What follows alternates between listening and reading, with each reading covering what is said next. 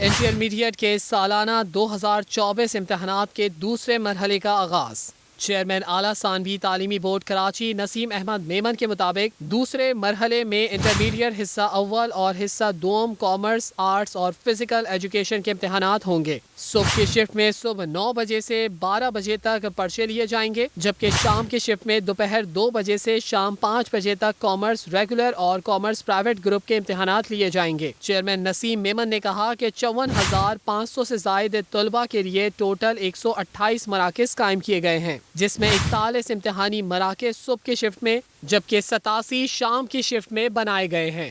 صبح اور شام کی شفٹوں میں 31 امتحانی مراکز کو انتہائی حساس قرار دیا گیا ہے۔ امتحانات میں نقل روکنے کے لیے بورڈ کی جانب سے سینئر اساتذہ پر مشتمل ٹیم بنائی گئی ہے۔ اس کے علاوہ 13 سپر ویجیلنس ٹیمیں بھی بنائی گئی ہیں۔ دوسرے امتحانی مرحلے کا اختتام پیر 5 اگست 2024 کو ہوگا۔